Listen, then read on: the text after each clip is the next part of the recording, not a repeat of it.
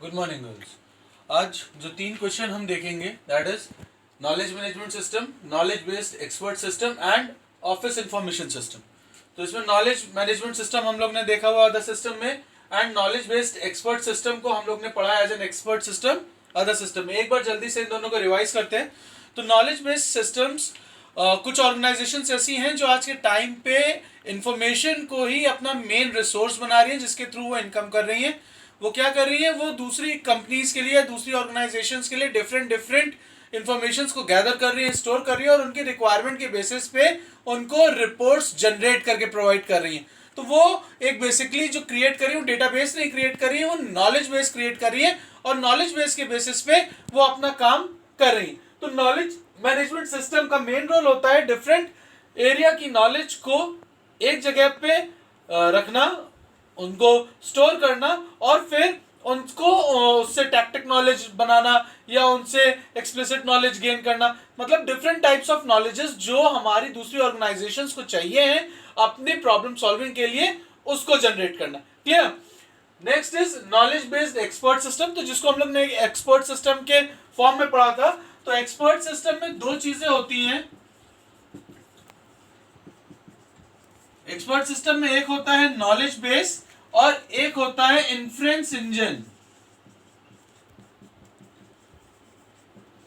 ठीक है, knowledge base की बात करें तो यहां पर जो नॉलेज बेस होता है वो स्पेसिफिकली किसी एक पर्टिकुलर टॉपिक या सब्जेक्ट के रिगार्ड्स में होता है। उसके रिगार्ड्स में जितनी नॉलेज वो कलेक्ट कर सकता है, कलेक्ट करके या स्टोर कर दी जाती है।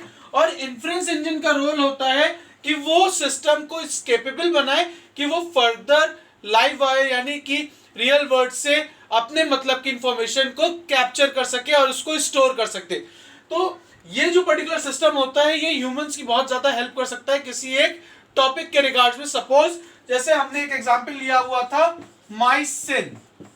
माइसिन is considered to be the first expert system, और ये जो एक्सपर्ट सिस्टम है ये है हमारा मेडिकल के टर्म्स में। आप इसमें अपने जनरल सिम्टम्स बताएंगे तो ये एक आपको प्रिस्क्रिप्शन प्रोवाइड करेगा प्रिंटेड फॉर्म में, और उसमें मेडिसिन होंगी, डोजेस लेने का तरीका होगा, जो कि काफी हद तक एक डॉक्टर के सिमिलर हो सकता है। बट रिकमेंडेड ये है कि आप इस सिस्टम को अगर यूज कर भी रहे हैं तो भी आप डॉक्टर को जरूर दें। दूसरा जो एक्सपर्ट सिस्टम का बहुत ज्यादा फेमस है वो है चेस। मोस्टली आप सब भी कंप्यूटर के साथ चेस खेलते होंगे या मोबाइल पे चेस गेम्स डाल के खेलते होंगे। तो ये भी एक छोटे से एक्सपर्ट सिस्टम्स है जहां पर क्या है, आप जो मूव्स यूज कर रहे हैं उसको डिफीट करने में उन मूव्स को ये रिकॉर्ड करके रख लेता है। That is the inference engine. बाकी कुछ बेसिक मूव्स हैं उसके पास, ठीक है, that is it's knowledge base. आपने जो मूव्स चले हैं उन मूव्स को दिमाग में रखता है कि उसकी काउंटर क्या हो सकता है, या आपने अगर कोई नया काउंटर उसको दिया है तो वो रिकॉर्ड कर लेता है। ये एक्सपर्ट सिस्टम है जो एक स्पेसिफिक सब्जेक्ट या स्पेसिफिक टॉपिक के रिगार्ड्स में ही काम करते हैं। क्लियर? लास्ट जो क्वेश्चन आज हम देखेंगे that is office information system. Girls अगर याद हो तो हम लोगों ने ऑफिस ऑटोमेशन सिस्टम OAS पढ़ा था। OAS में क्या था कि जितने हमारे सेक्रेटेरियल टास्क हैं, रिपोर्ट मेकिंग है, रिकॉर्ड मेकिंग है या रिकॉर्ड जनरेशन है, वो हम किस तरीके से कर रहे हैं कंप्यूटर के हेल्प से, जैसे Word, Excel, PowerPoint use करके कर रहे हैं। ये OAS था जो ऑफिस ऑटोमेशन सिस्टम।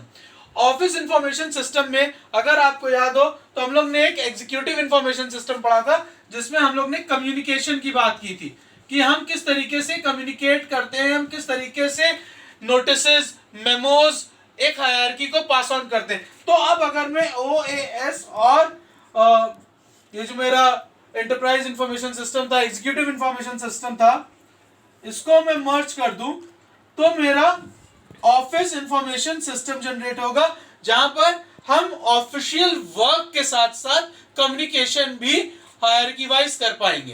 क्लियर? तो ऑफिस इंफॉर्मेशन सिस्टम एक ऐसा इंफॉर्मेशन सिस्टम है जहां पर कम्युनिकेशन हो रहा है, जहां पर हम चैट्स कर पा रहे हैं, जहां पर हम अपने सीनियर्स को रिपोर्ट्स भेज पा रहे हैं, अपने जूनियर्स को नोटिसेस दे पा रहे हैं, मेमोज जनरेट कर पा रहे हैं, साथ ही साथ हमारा जितना भी ऑफिशियल टास्क है, जितना हम रिपोर्ट राइटिंग करना चाह रहे हैं, जितना हम रिकॉर्ड राइटिंग करना चाह रहे हैं, जितना हम डेटाबेस से काम करना चाह रहे हैं, वो सारा काम यहां पर हम कर सकते हैं सिर्फ और सिर्फ इंटरनली। यहां पर एक्सटर्नली कोई काम नहीं होगा, यानी कस्टमर हमसे नहीं जुड़ सकता, वेंडर हमसे नहीं जुड़ सकता, सप्लायर हमसे नहीं जुड़ सकता।